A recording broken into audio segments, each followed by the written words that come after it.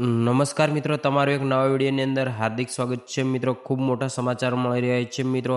આજના ચૈતરભાઈ વસાવાની પત્ની અને ખેડૂતોને મળ્યા જામીન. હવે ચૈતર વસાવાનો વારો. આદિવાસીઓ સ્વાગત માટે ઉમટી ઉઠ્યા મિત્રો. જોવામાં જેવી છે મિત્રો, ગુજરાતના રાજકારણમાંથી અને આમ આદમી પાર્ટીના ધારાસભ્ય ચૈતરભાઈ વસાવાના કેસમાં અત્યારના સૌથી મોટા અને મહત્વના સમાચાર મળી રહ્યા છે મિત્રો. લાંબી કાનૂનની લડત અને વારંવાર પડતી તારીખોને બાદ આખરે આજે નામદાર કોર્ટ દ્વારા ચૈતરભાઈ વસાવાની પત્ની શકુંતલાબેન વસાવા અને તેમની સાથે સંકળાયેલા તમામ ખેડૂતોને જામીન અરજી મંજૂર કરી દેવામાં આવી રહી છે મિત્રો. આજના મહત્વના પૂર્ણ વિડીયોની અંદર મિત્રો, જો તમારે પૂરેપૂરી માહિતી જોઈતી હોય અને જાણીશું કોર્ટમાં શું ફેસલો આવ્યો મિત્રો, અને વકીલો આ અંગે શું ખુલાસો કર્યો છે, અને ચૈતરભાઈ વસાવાના દિવસોમાંથી વસાવાનું શું થશે. જેમ કે મિત્રો, આપણે આ સૌ કોઈ જાણતા આદમી પાર્ટીના ધારાસભ્ય ચૈતરભાઈ વસાવા અને તેમની સાથે 9 જેટલા અન્ય વ્યક્તિઓ આરોપીઓ 7 વર્ષની જેલ સજા ફટકારવામાં આવી છે મિત્રો.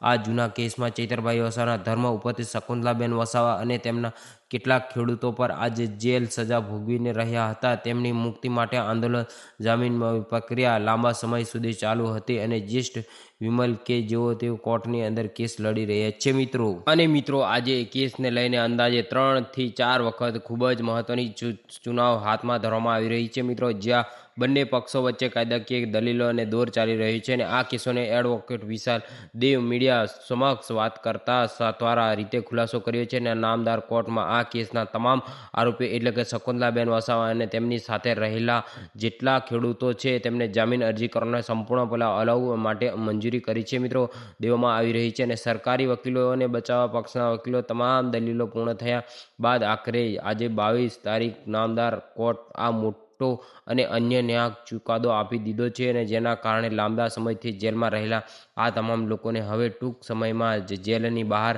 આવી જશે મિત્રો. અને આ રાજકીય અને કાનૂની ઘટનાના પાછળ એક મોટો રાજકીય માહોલ પણ રચાયેલો છે. આ આદમી પાર્ટીના દ્વારા આગામી 24 તારીખે એક વિશાળ શહીદ ઝુંબેશ અને કાર્યક્રમનું આયોજન કરવામાં આવ્યું હતું.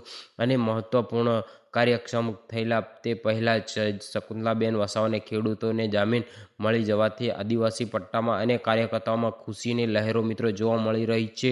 અને આ જામીન માત્ર પરિવારને જ નહીં પરંતુ સમગ્ર પક્ષને મોટી કાનૂનીની એક ખુશી મળવા જઈ રહી છે મિત્રો. અને આ તમામ પ્રક્રિયા બાદ હવે સૌથી મોટો એ સવાલ ઊભો થયો છે કે પત્ની અને ખેડૂતોના જામીન મંજૂર થયા ગયા બાદ હવે ધારાસભ્ય ચૈતરભાઈ વસાવા માટે ક્યારેય નવી પિટિશન દાખલ થશે અને તેમને ક્યારે જેલમાંથી બહાર લાવવાનો પ્રયાસ થશે મિત્રો. આગામી સમયમાં ચૈતરભાઈ વસાવાની જામીનની અરજી પર અને કાનૂની લડાઈ પર સૌ કોઈની નજર રહેશે.